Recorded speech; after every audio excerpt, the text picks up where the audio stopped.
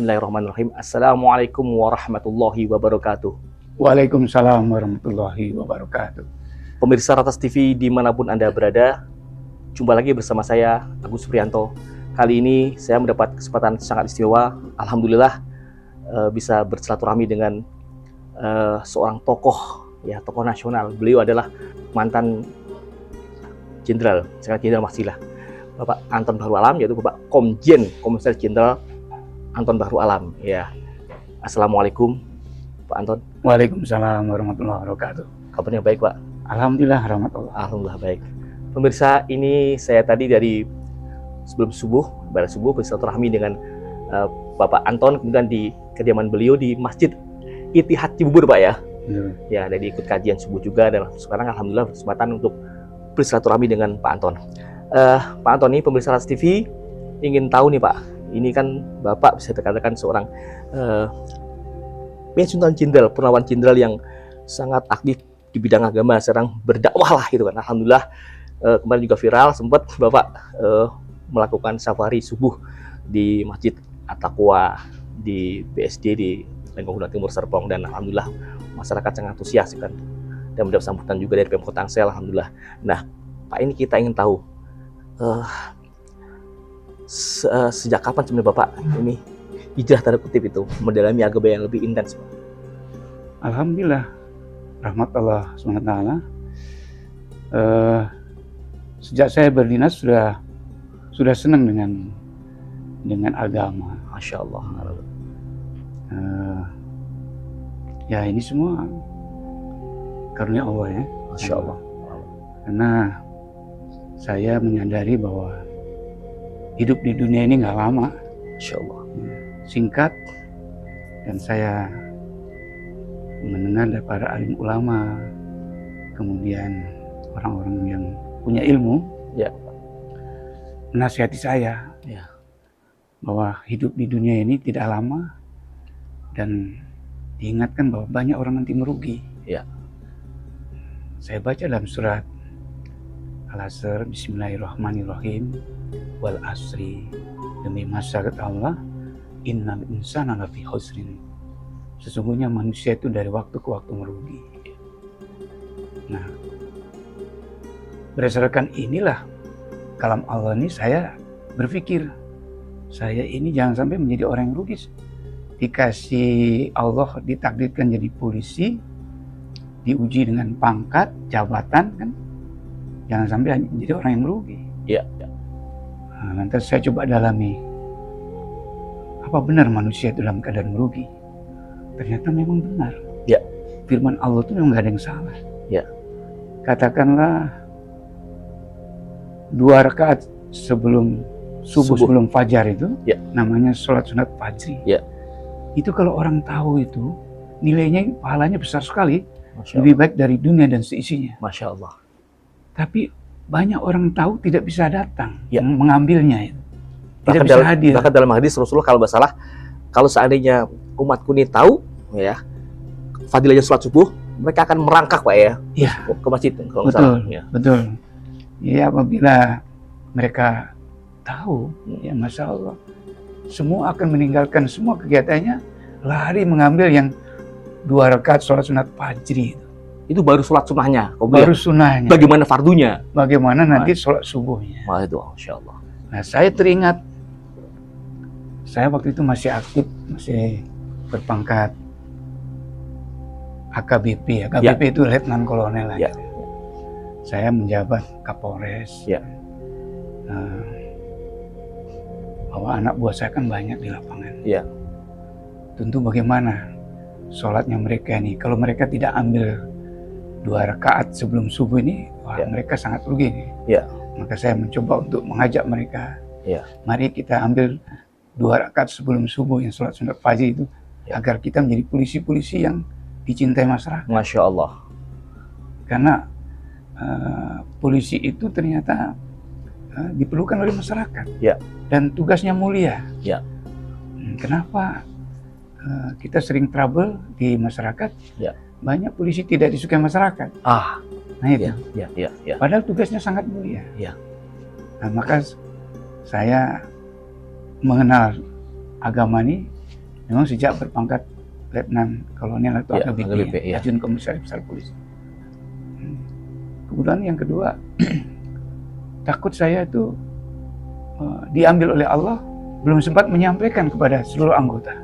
Masya Allah. Kalau saya diambil roh saya sama Allah, persoalan ini belum saya sampaikan, waduh, saya akan dihisap nanti Ya. di depan padang mahsyar, Masya Allah. Nah. Masya Allah. di depan Allah. Ya, ya, Jadi orang yang merugi, benar-benar merugi nanti. ya, ya. Nah, ternyata memang benar.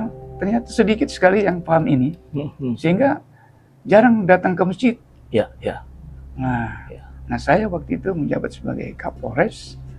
Saya juga tadinya saya nggak tahu, nggak Ya. paham itu kan. Ternyata dengan agama ini, ya, Allah akan tolong kita. Dan sangat beliau Bapak rasakan sekali ya. Yang saya rasakan sekali setelah mendekati ulama-ulama, Ya, ya. minta petunjuk dan sebagainya. Ya. Nasihat-nasihat para alim ulama, para habaib mengatakan bahwa kalau seseorang tidak ditolong oleh Allah, nggak bisa dia selamat. Ya, ya. Maka kita mencari pertolongan Allah. Ya, ya, ya. Gitu. Masya Allah. Pemirsa, tadi pembuka dari Pak Anton ya, beliau seorang jenderal ya, polisi, komisaris jenderal terakhir Pak ya, Komjen ya. Dan Masya Allah, saya lihat ya dari Laras TV melihat perkembangan dan pergerakan beliau itu berdakwah luar biasa. Mungkin sedikit diceritakan Pak, secara singkat mungkin setelah pasca tidak menjabat itu Bapak melakukan aktivitas dakwah seperti apa Pak ke masyarakat? Ya, Saya lihat kan, mohon maaf kan, dari penampilan Bapak pakaian sudah benar-benar seperti apa ya? Ya seperti mengikuti sunnah Rasulullah gitu Pak. Nggak berjubah. Saya juga ikut nih. Saya benar-benar dapat sunnahnya juga gitu Pak. ya. Allah berfirman, sholatlah di rumahku dengan pakaian yang indah. Ya. Ternyata pakaian yang indah itu yang putih. Ya, ya, ya. Ya, itu dicontohkan malaikat Jibril Ya. ketika bertemu dengan Rasulullah SAW Ya. dan para sahabat. Malaikat Jibril berpenampilan seorang pemuda yang tampan, Ya. rambutnya hitam, alisnya hitam, Ya, ya. ya. Kemudian berpakaian putih-putih, bersorban. Ya. Ya, mudah-mudahan seperti yang kita pakai ini. Amin, amin, amin, amin, Ya. amin. Lalu beliau bertanya kepada Rasulullah SAW tentang iman, Ya. tentang Islam, tentang ihsan, semua dijawab oleh Nabi. Ya, ya. Dan terakhir bertanya tentang kiamat. Ya. Rasulullah mengatakan, sesungguhnya yang bertanya lebih tahu daripada yang ditanya. Ya, ya, ya. Nah itulah, ternyata nanti kita juga kalau mau mati kan, mau bertemu Allah tuh. Ya. Kan pakaiannya, kain kafannya putih. Iya, iya, iya. Berangkat haji umroh juga putih-putih. Iya. Nah, mana yang lebih pas nih? Ternyata memang pakaian putih-putih ini sederhana, murah meriah. Ya. Dan ini Bapak gunakan dan untuk berdakwah setiap hari Pak ya ke masyarakat ya. Iya. Ya. Karena satu sunnah itu kalau kita gunakan itu pahalanya besar sekali. Ya, ya. Ya. Kalau kita tidak menggunakan sunnah itu rugi sekali. Ya, ya. Memang orang katakan kan itu sunnah, tidak berdosa. Ya. Tapi kalau tidak diambil rugi sekali. Ya, ya. Masalah ya. Satu sunnah itu lebih baik dari dunia dan seisinya. Siapa yang tidak mau? Ya, ya. Ya. Nah ini yang menjadi perhatian kami. Ya. Selalu berpakaian putih-putih. Ya, ya. Ngikuti Nabi kita Muhammad Ya. SAW Ya. dan para alim ulama.